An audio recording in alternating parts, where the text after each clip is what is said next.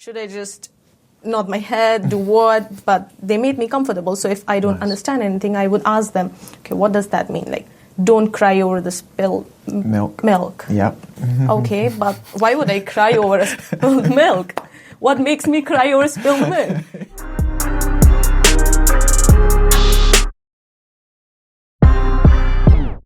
What's going on, beautiful people? Welcome back to another episode of the After You cast. Today is going to be a very interesting conversation. I'm very excited about having this conversation because you get to bridge gaps between different communities and different cultures. And I think that's such a great thing about what platforming and podcasting really provides. So without further ado, would you please introduce yourself to the people? I'd be honored. Hi, I am Ayesha. I am a lifestyle and fashion creator. And I met Theo at the office as I work here as a digital marketer for Member Group. It's a pleasure to have you. It's a pleasure to have you, Ayesha. Thank you so much. To be here. I'm really excited about this conversation because there's so much similarities between the creativity of what we do and, you know, the internet and social media has brought us closer together. But I think when we do things like this, it solidifies connections and links as opposed to just an Instagram friend or a LinkedIn profile. You know what I mean? So first of all, just for the audience, I would like to kind of give a bit of a background on where you come from and also what it is that you do. Right. So, as you know, I am from India. I moved to London about a year ago.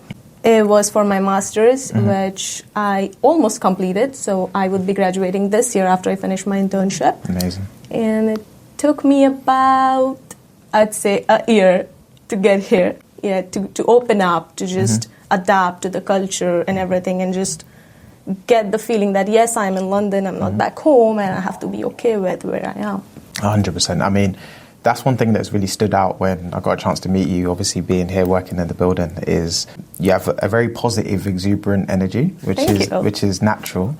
And I obviously understand having family that have come from a different part of the world and also studying abroad, kind of the challenges and the differences. So I'm eager to hear a little bit about life in India and, you know, what are some of the main differences that you've noticed between, you know, obviously there and coming here? Of course. So the lifestyle in India is way different than in UK. Everyone is very chatty, friendly, and you just start talking to people and then you get to know them. And as we mentioned, it is not like Instagram or LinkedIn friendships. So you don't just follow people and then wait for them to text you or network later. Yeah. Networking in London, I would say, is very difficult compared to India because I have been to networking events as well. Sometimes I do attend them on the weekends and believe me, by the next weekend, I would not even know their names. And so would they, because we just go, speak, finish. There is nothing, no connection, no building rapport and everything. Yeah. But in India, when you talk to people, you automatically build a connection and then you would remember them and then you would hang out with them if you'd like or just have them in your circle. Yeah. It's very easy. But when I moved here, I found it really, really difficult. So till date, I have only 2 friends at the uni. Wow. I spoke to many people, but I could only connect to 2 of them. Okay. And so we are in touch now, 2 of my friends. But I found it really difficult. So in the beginning months, I think for 3 to 4 months, I used to be really quiet. As I said, I was very, very shy. Even when I joined this internship, I was so shy that I would just sit in my office all day long. Now I know everyone in the building. Now I speak to everyone because I have practiced and I have overcome that fear. Yeah. So as I said, Isaac helped me. Just practice, introduce myself like 50 times. And now when I think about it, every time he enters, so he's my boss, so every time he enters, I have to go like, hello, my name is Ayesha, I work for Member Group, I have recently joined here and everything, just so I could get used to talking to everyone in the building and not just shy away. 100%. But now I speak a lot. Now I talk a lot. Well, no, that's really good. I mean, like, what's cool is when we first met, I wouldn't have naturally first known that. Like, when we first started talking, you come across as a person who's very natural, very comfortable in talking. And, you know, it's kind of funny, it's similar to myself. Like, when I was much younger, I didn't speak a lot. I was very shy, very quiet. And it takes some time to come out of your shell in different scenarios, especially having to adapt to the language and things like that, which is what I think is so amazing, is that you've been able to adapt not only to the culture, having to work and having to study, but then also having to pick up on a very difficult language in a short space of time. So what's that been like? That must have been an interesting challenge. It is. It still is. Yeah. So I'm still learning. So I do this thing every week. I try to do it like 2 to 3 times a week. As I said, I try to learn 5 new words, and then I try to use them in all the conversations I'm doing. Nice. So this morning, while I was on my way here, I learned 5 new words. Nice. One of them was epiphany. I've never known it. Epiphany. Oblivion, zenith. That word I have never heard in my life, which means most successful. I would like that. So yeah, I like the word zenith now. I applaud anybody who not only just travels to new places and puts himself in uncomfortable positions, but also having to embark and learn a new language. But I think the language plays the most important part there, because everyone speaks Hindi, everyone speaks the same tongue. Okay. So it's quite easy to get to know each other, as is here. I mean, if you are a native, it would not be very difficult for you to network with people. Now I have learned that how to break the ice and just connect with people and then make them remember me, and I remember them. So everyone I meet in the building, I remember them, and if they forget me by the next time, I kind of remind them like, hi, that thing we were talking about was really good. And I sort of get into the conversation. So that was a bit difficult because of language, as I said. In India, again, English is very different than in UK. There is the accent part, and there are words that we have never heard of until I came here, and again, pronunciations. So the phrases, that idioms that you use are not very common for an Indian or for a non-English speaker, because we are used to using these phrases or idioms in Hindi. But when you come here and when you hear people speak things that does not add up, like words doesn't add up, but it has a meaning.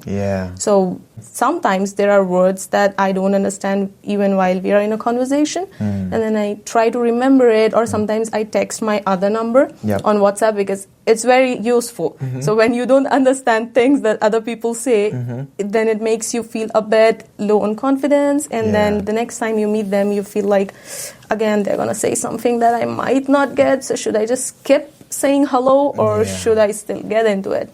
So I try to remember those words, or I try to note them down, and then I get the meaning, and then I get the synonyms and also examples of how I can fit this in these situations or my conversations. So as I said, I use Superwordly for that. There's very nice. So this thing called Superwordly, I'm currently working on it.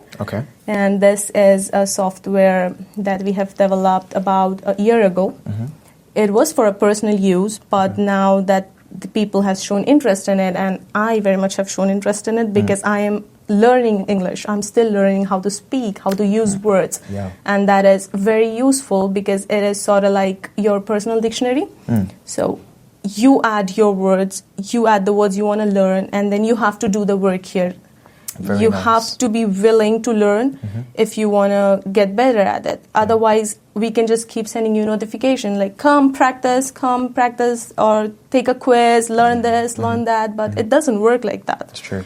Unless and until you put yourself out there, it doesn't work. So that's what Superwordly does. It gives you the option to add the words from browser. So it gets installed onto the browser extension, and then you can click on the word you don't understand while you're on the web, and it gives you the meaning right on the screen, and then that word gets added to your dictionary. But the best part about it is it keeps sending you emails with the words that you have added, and then 5 synonyms, antonyms, and examples for how you can use it in the sentences. That's what I do. I mean, I go directly for the examples. Because once I know the meaning, I don't go for the synonyms, because I would like to use that word, and I would like to sound fancy. So I just go for the sentences, examples, and then I try to shoehorn them everywhere I can. Very nice. Even this word I have learned recently called shoehorning. Yeah, I like it. I like how you just threw that in there. Yeah. How do a non-English speaker even get that shoehorning? Like shoe what? Yeah, where? It's true. What is horning? Shoehorning. Yeah, it's true. Until you are on the other side of it, when you have somebody explain like you do, you don't realize how complex some of these words can be to understand. Not necessarily once you know what it is. Once you know what it is, it's easy. But when you hear the words, they don't necessarily match up with certain things. And so you can imagine, when you come from different places, different things have different meanings. So it must be, language is one of the most interesting things for me, I think, because it's the one barrier which I think creates issues as well as doesn't help to solve them, you know? So it's a case of, if you're somewhere part of the world, you always got to deal with the issue of language. So you may have good intentions, so you go there and you want to shake hands and meet people, but like you don't have the words. And it's the same way if you're dealing with an issue and you're trying to explain what the issue is, but you don't have the words. So language is such a powerful thing, and I think now with the internet and technology and softwares and things like that, it's really bridging that gap and allowing us to communicate much further and wider than before. So that's why, again, this conversation is fantastic. So getting to hear from someone like yourself. It helps a lot. I mean, if I would have known that I could practice and get better at it, I would have done it earlier, because when I was at uni, I was so scared to talk to people. The two friends I mentioned, one is from Pakistan and the other one is British. But again, they helped me because they knew how to speak. I was comfortable with them, and hence I was not low on confidence, or I would not feel like, oh, should I speak or should I not? Should I just nod my head, do what? But they made me comfortable. So if I don't understand anything, I would ask them, okay, what does that mean? Like, don't cry over the spilled milk. Okay, but why would I cry over a spilled milk? What makes me cry over spilled milk? And things like that. So it's kind of difficult, because every time I speak, I translate it. So I think in Hindi and then I translate it in English, but now it's kind of better because I am thinking in English, and so it's coming more fluently. But initially, when I moved to London, I was really slow. My accent was Indian again. Of course. And people who are not Indian would not understand that, because I used to exaggerate on words, and then I would speak really slowly because the translation keeps going on in my head. So I'm thinking in Hindi, then speaking in English, thinking in Hindi, speaking in English, and by the time I finish speaking, the other person loses interest in me. I see. It was very difficult to network. I can expect. I would surmise that you've kind of sped up the process of learning the culture and the language because of what you do as well. Because sometimes I think career paths really land you in certain rooms that help to expedite your process and speed up your process.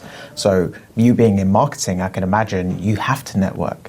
So it's one of those things. Just like me as a photographer, I've traveled to loads of different countries, and the beautiful thing about imagery and when you create visual content is the imagery speaks for itself. So you're able to have conversations with people through the art, but you still need those words to kind of, conversate. But I think you being in marketing, having to network and being forced to, would you say that that's sped up your process of having to pick up the language and the culture?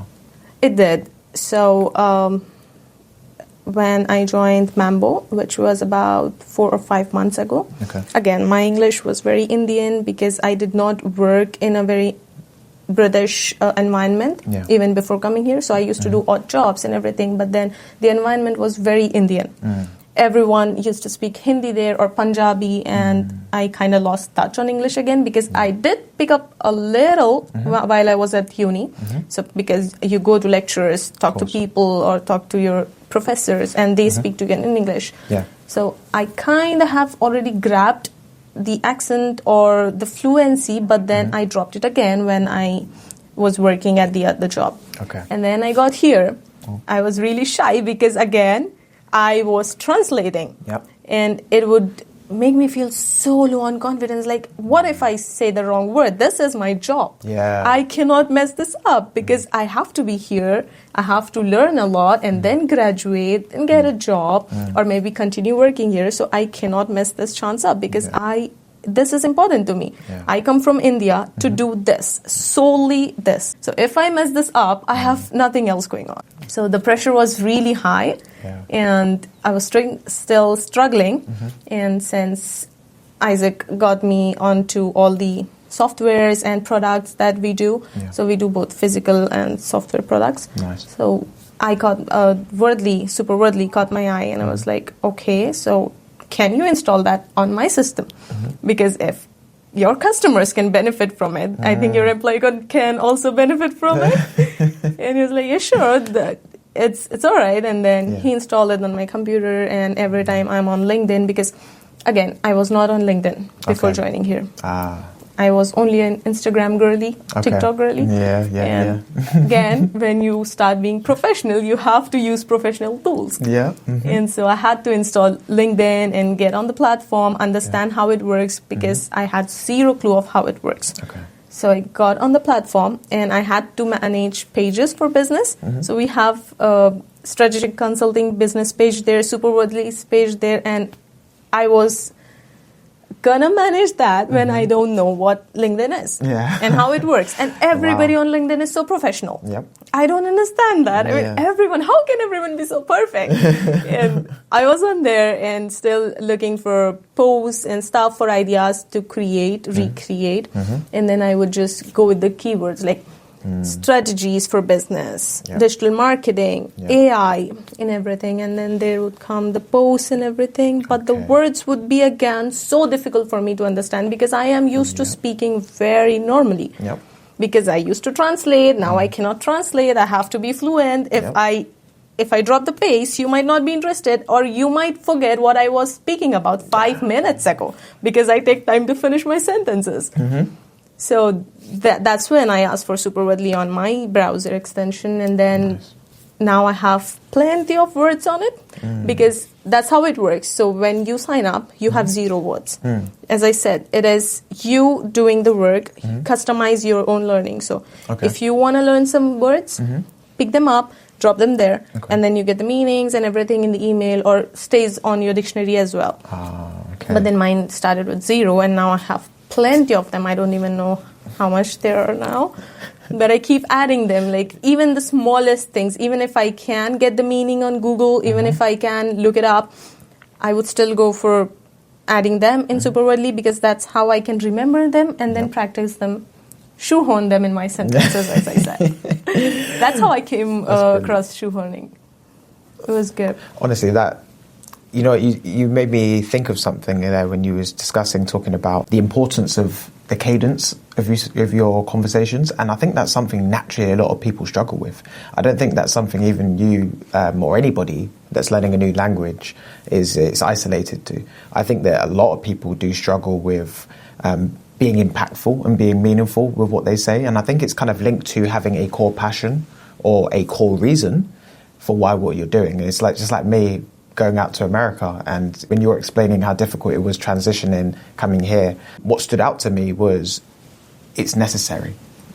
So like you said about this is what I'm here for, that puts you in a new frame of mind where it's different to everybody else. So I remember a lot of the students, they would struggle with small tasks sometimes, and it's because it's not necessary.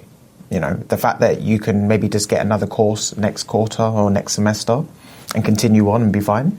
Whereas, people in the position that we were typically in, I was in, and now you're currently in, you don't have that opportunity, You just have to do it. There's no other option. You have to break through the ice. Otherwise, you just have to go back home. Right. And this is one thing I have written on my system.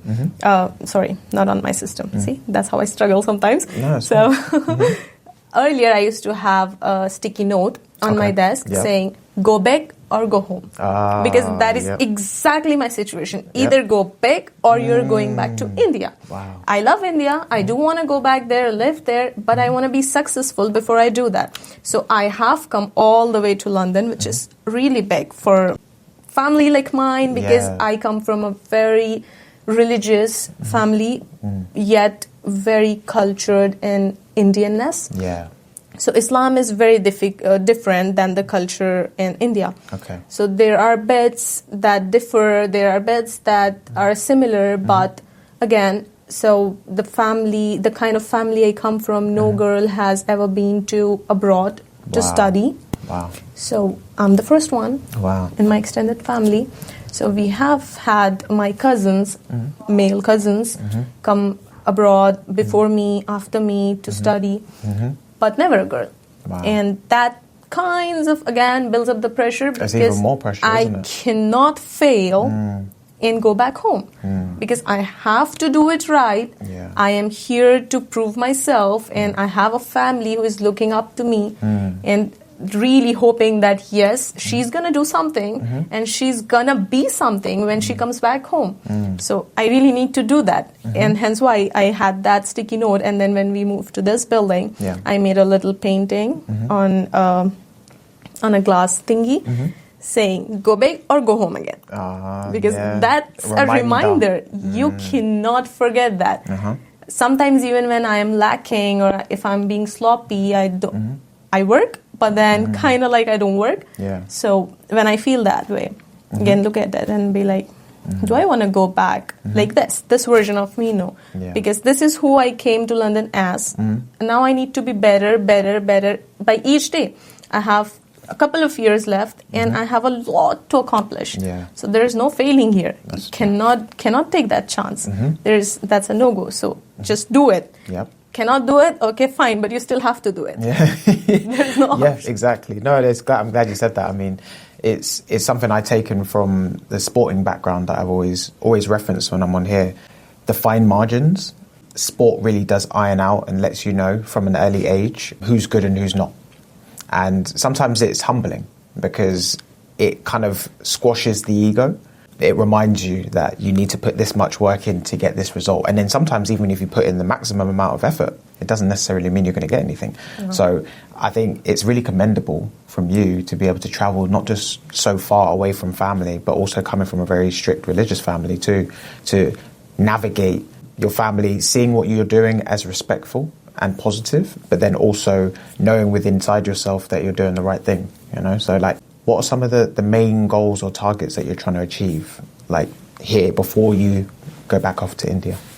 Right, so first, finish my degree. Of course. I need to complete it, and I have my grades very well. That's good. Now I only have to do a paper on my internship, and then I would be good to graduate, and then you would be seeing master's graduate in marketing. So once I do that, I want to build a personal profile as a digital marketer myself, because any company I go to may ask for experience, may ask for what I have studied, how much I know about it. But what I think would make impact is if they know me as a marketer or as someone who knows a lot about this. So my profile can speak for itself. I don't have to work on a resume. I would still need a resume. I would still need to go through the same formalities. But I would stand out if I have my personal brand. If I would be the brand, anyone would like to invest in me. I'm the brand, this company wants me, okay, I will talk about that company, and it would make sense and it would make more impact because people trust me. And then I can bring that trust to the companies. If I go just as a marketer, I'm not taking trust with me. I'm taking skills, I am taking knowledge and my experience with me. But then the customers will have to trust the brand because they don't know who is marketing or who is Ayesha. So if they know me, I take trust with them, with me, and then that's a very big plus point for me to get hired anywhere I want. So that's kind of why I do social media. And also I need it because, again, as I said, I have limited time on my visa. So as a student, you don't get to work full time. Even now, I can only work 20 hours per week if I'm doing a part-time job. So after this, when I graduate, I would be getting a 2-year extension. But again, in that 2 years, I need to build myself at a certain level that if I want to stay in London, I don't have to get another extension myself and I would get a work visa. Because people would want me. And again, if I choose not to be in London, go someplace else, maybe United States, or I do want to work in Paris. So if I want to go there, I need to be the brand. I be the brand, anyone would like to invest. So that's what I'm trying to achieve. So once I finish my master's, I would like to start working on my personal profile. I'm starting to build it from now, but I still have a lot to learn from this internship. I'm still learning. As I said, I spent my weekend learning. That's so good. 2 days, I kept learning about case studies in digital marketing and how marketers are missing out and what are we missing out on, because there's so much going on. Digital marketing is something that keeps changing. There are fluctuations every week, so you cannot rely on one trend. Nothing is going to last. People are liking this today, one bad word of mouth and that thing could drop. So you have to be ready with plan B, plan C, plan D and so forth. So I was just studying about that and how people have overcome that situations. It was really insightful and I really learned a lot. So that's what I'm still learning. I have experience from back home. I did work in marketing before coming to London. Amazing. That's how I chose to do marketing. Amazing. So I have that so experience. It's come from back home and then brought it with you. That experience, my degree, this experience, and my personal social media experience. So I have everything I'm going to need to build my profile. Amazing. I just have to put everything in there. Like a portfolio for people to see that, yes, she knows what she's talking about. She's not playing here. She's not here to play. No. I mean, I could definitely tell that just in general. You've got a very uplifting but very serious mentality, which I think is very, very good. Just for building connections with people, and I say the same thing, especially with my business, with the Collective Core, is very much about relationships. Everyone's so focused on the technical side of things, like how do I execute this, how do I integrate AI, softwares, all of these things, and it's great. But ultimately, who you know and the connections you've built with them will last so much more than any piece of technology. And I think we have to always remember that. Not spending too much time becoming a great technical person as opposed to a good people's person.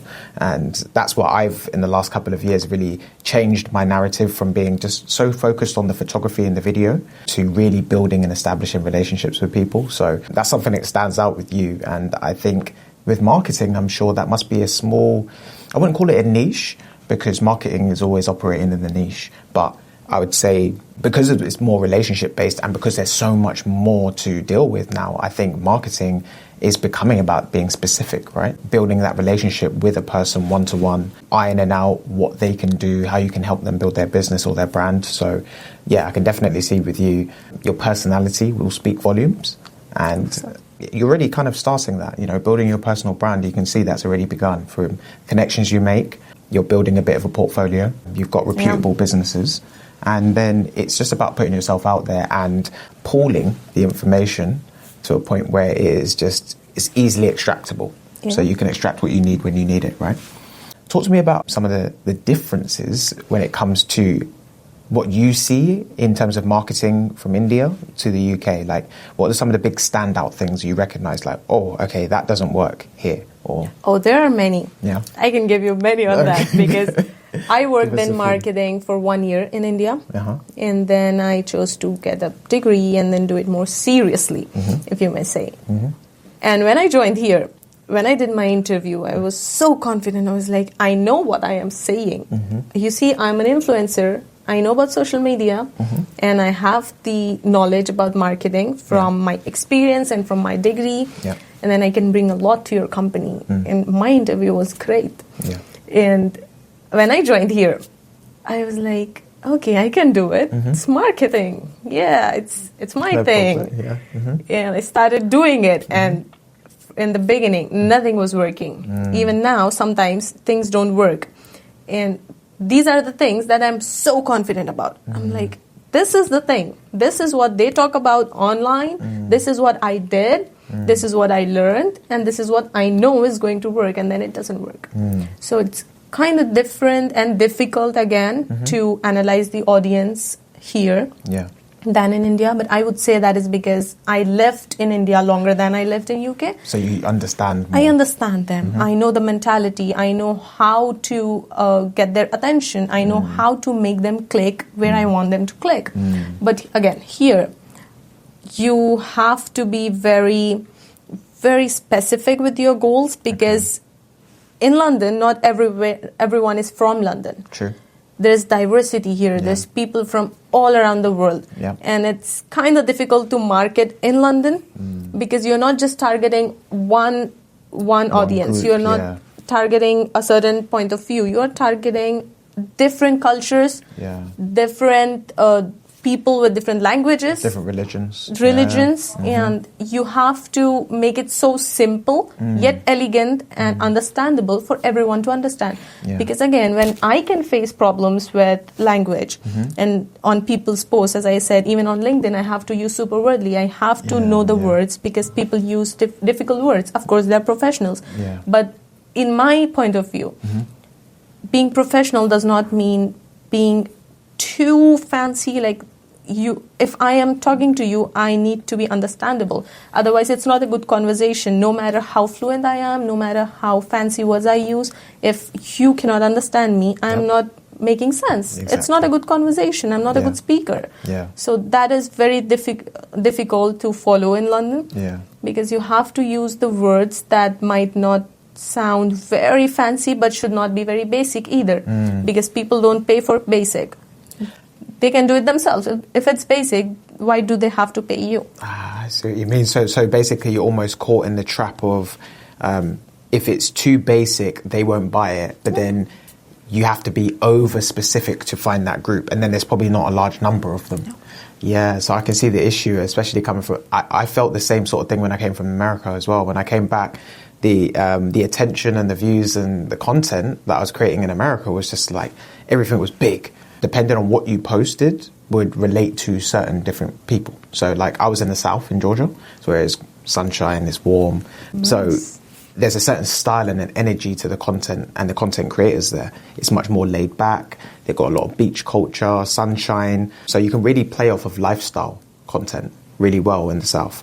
Whereas maybe in the North where it's a little bit more city and it's cold, New York, Chicago, a lot of those places, it's a little bit different. Because they're more hustle and bustle, head down. So it's a little bit more like you said, it's more smaller market, but there's still so many people. Exactly. There's hundreds of millions of people in the country. So compared to here, where I think we have about 60 million, nearly 70. So you can see the big difference in the amount of people, and then you're breaking up that group too, right? So it must be a really serious challenge for you. It is. I mean, especially with culture difference and thought process is also different. I think differently than people here, or you may think differently. But as a marketer, you have to think for everyone, for every group possible. You have to think in their language, in their cultural thinking, and you cannot offend anyone. This might feel nice to someone, but someone else might get offended by this, and you cannot take that chance as a business. And that is something that is difficult yet exciting. Once you break through it, you feel so proud of yourself. Like, oh, that was a big thing, and I just crossed it. So sometimes you break through it, sometimes you don't. But when you don't, you just have to find another way because you cannot fail. There's no failing. So you just have to keep running A/B tests again on your strategies as well. So that's what I do. And marketing in India was, again, easier because I was doing it on a domestic level. So in my city, again, I do it here in London, but London is way diverse than my city back home.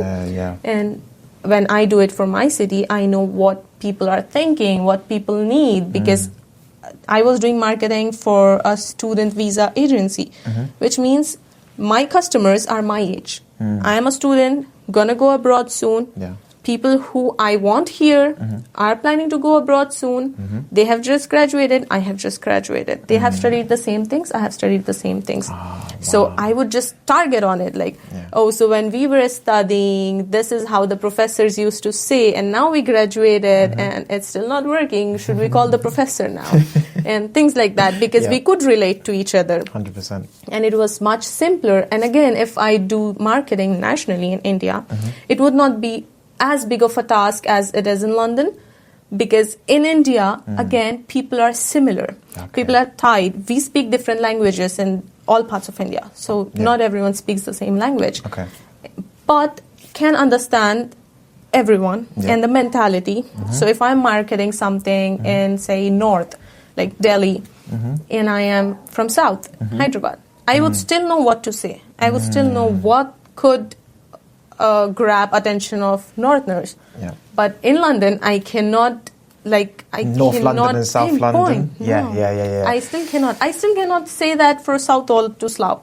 Yeah. I cannot be certain because, again, in Southall, there are people who live, who have come from Pakistan. Yep. Some of them are Punjabis, some of them are Hyderabadis, my city. And there are also from Tamil and all other states. Yeah. So many different people and so many Africans. Yes. So how am I to pinpoint which theme is going group? to work? Yeah. It's not going to work like that. So I have to be very specific in my mind, but not so specific to them. Yeah. And be very, very clear. Cannot be too fancy, cannot be too basic. So I just kind of try to be in the middle. Yep. And I try to use words that I know and that I think that people would understand. Yeah. If I don't know a word, like I have never heard of it, I would not use that in my copy. Okay. Because you don't want to sound disingenuous or don't sound like you're not saying what you mean. Exactly. And if people do not understand your caption, not everyone is going to be interested in running to Superwordly or running to Google to look it up and understand the caption, come back to your post, like it or share it or click to action. Yeah. So if they don't understand it, they're just going to scroll over. Exactly. So I have to make it understandable, yet sound professional and not offensive. So that is a barrier, again, that's for like someone who doesn't speak English as their first language. But I am getting there because I have overcome the language barrier a level, I would say. Oh, massively. Definitely. I would say, I mean, I still find it amazing that you're able to speak so well in under a year. You know, like obviously immersion helps because you're immersed in culture and you obviously have friends and people, but to be able to pick up the language and articulate yourself in an elegant way, like you said, it's not easy. But also you said something really interesting there about not trying to sound too professional, which I like as well, because sometimes we get carried away with using vocabulary that sounds good, especially from this part of the country. This is part of the country where typically you get a mix of a lot of working class culture, from a lot of immigrants, a lot of migrants, a lot of people that come from different places, mixed in with a lot of middle to upper class. There's this weird mix of people who speak very well and articulate themselves, and then there's another mix of people that have more street slang and they'll speak in idioms and all of these things that is really hard to understand unless you're born and raised. I find it amazing. One, you've been able to pick the language up so quickly. Two, you're in a career path that you can't hide. You know, you can't sit behind your computer as a marketer and expect to stand out. So I think that you're really going to gain so much from this experience and take this back as a trailblazer as you go back to India, you know, and also maybe bridge that gap between other people that want to follow in your footsteps. So what I wanted to find out, two things before we wrap up this wonderful conversation. One, what is it that you're currently working on at the moment that is of key significance or importance to you? So career-wise, Superwordly, because this was for personal use before we launched it in the market. Yeah. And even when we did not highly promote it. Okay. Because one, we were working on a strategic consulting platform and that required all the attention and all our time. Yep. So we did work on that, and then there were products that were coming on market, so we could not really focus on Superwordly. Okay. But now that we have sort of completed the other projects, they're still going on, but we have time to focus on Superwordly, so we picked it up about a week ago, I think, and I'm starting to promote it now. Nice. Yeah, so that is most important currently in work and in personal life, as I said, building my brand. Absolutely. So that is always the focus at the back of my head. So sometimes I'm doing it on the weekend, sometimes I'm doing it after work, or I try to do it. I am not very, I would say, I say that I create content regularly, but when I do create it, I forget to edit it sometimes. And there are things in my drafts which are from like 6 months ago when I went to India. And there's so much content. Like I wanted to do vlogs for each day I was in India because I was only there for 2 weeks. Okay. And I have so much content there. And you can't, and you're just overwhelmed. Yeah, that happens. That happens. That happens a lot. But with today, where we have so much content, we don't know what to do with it, and you get overwhelmed by just looking at it, right? Yeah. Every time I try to edit it, I go like, which one do I pick? Okay, fine. I'm not picking any of it. I'm just gonna create something new and post it. Create something new and post it. I keep doing that. But now I'm gonna try to sort the drafts out and still work on super wordly, because this is something I think everyone would need. So if I am a beginner in English, I would need to learn words. If I am fluent, but I don't know many words, so I want to be professional, but I do not have time to take classes, or I do not have time to go through exercises or quizzes on the apps. I just want to learn what I see. So if I am working, so I work 8 hours a day. I'm a professional. I want to be working and not spending that time learning something. While learning, I can click on the word. If I don't understand it, I don't have to note it down or again go to translate it. And once I translate it, that's the main problem. So you can get this feature on Google. I can translate anything I want, but I will not remember it. You ask me that word tomorrow, I will not know what that is, and I will never use it again, because it just skips your mind. I see. You just want to know the meaning so you can understand the context, what you are reading. You do that.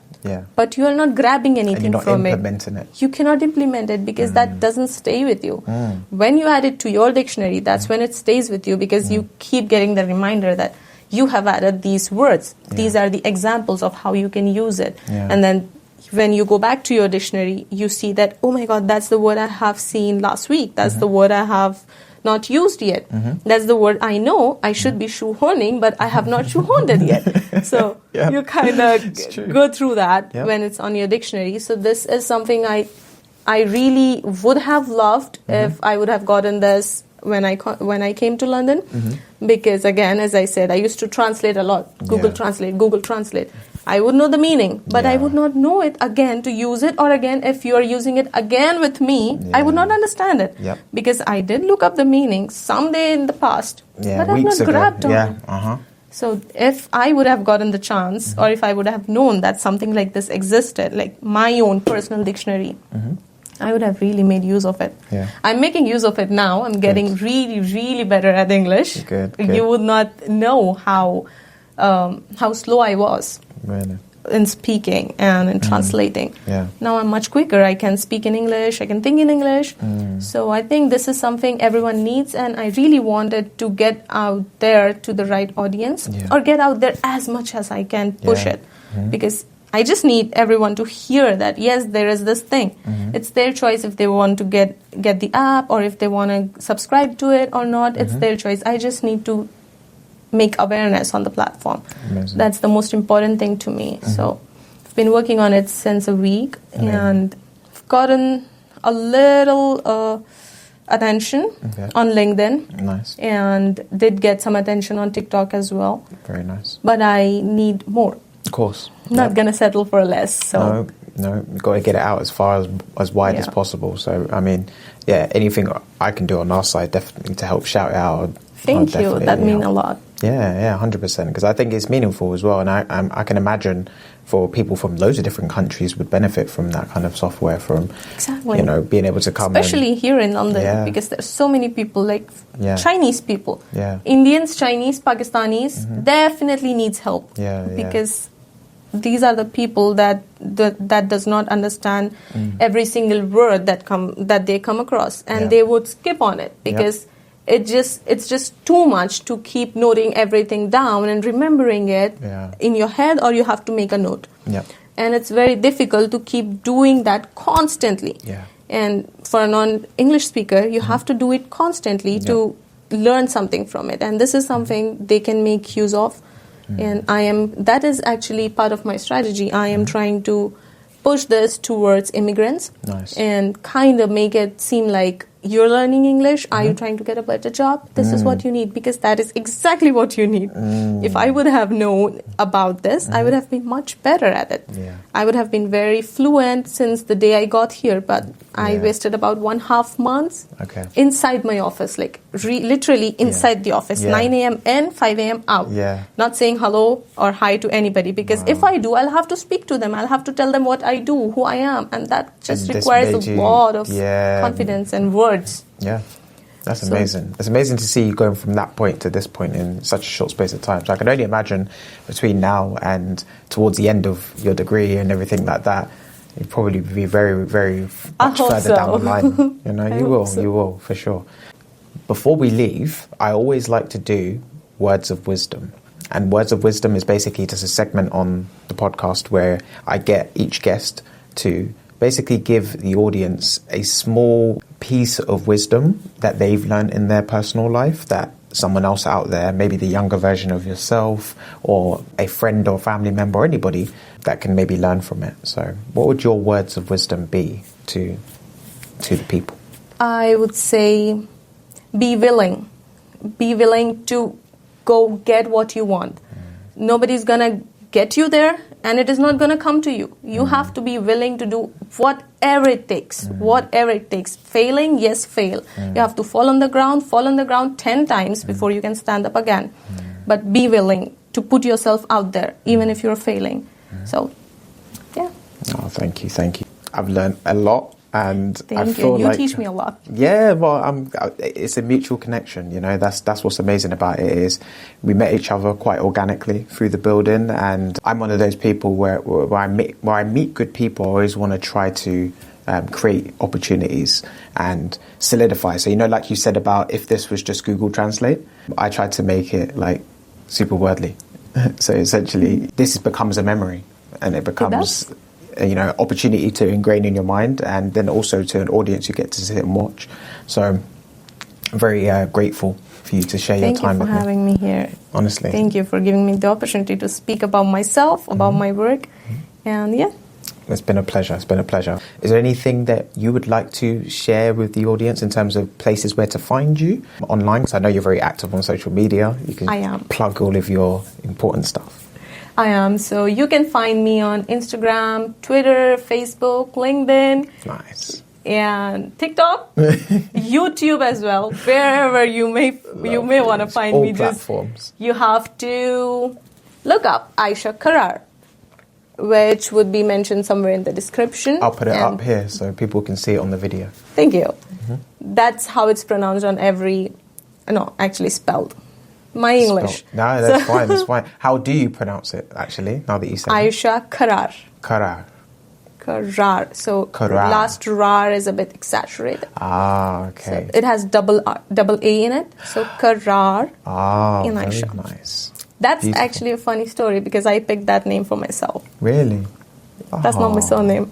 I really like the meaning and I was like, I want that. I like it. I go get what I want, even if it's a name telling you. I like it. See, the energy translates. Eventually, that will convert to, I'm sure, a lot of success in all Hopefully, your endeavours. inshallah. Yeah, 100%. But again, thank you for sharing your time with me. And thank you. I'm sure the wonderful people who are watching will get a chance to learn. And this will definitely help a lot of people that, as I said, come from those backgrounds. They come from whether their parents have migrated to a new country or they're just settling or they're just traveling, studying abroad. I think this would be really valuable information for them. So definitely, guys, go and check out this lovely lady's work. Thank you so much. I definitely have to get you back on again too, because I know you're only here for a short period of time. So by the time you're gone, hopefully we can do a few more of these conversations. I'd be glad to be back. Yeah. And as I said, I love talking now. Yep. I can talk for hours. There you go. But yeah, it's been a pleasure. If you guys enjoyed this conversation, you can find out more information about where to find her, about Super Wordly, and also just maybe some general marketing advice, I'm sure, if you wanted to. Of course. I do post that on LinkedIn. Yeah. Strategies or techniques that I use and then that have worked. Very nice. Well, that's perfect for anybody who's an aspiring marketer or people who's interested in marketing, economics, that sort of thing.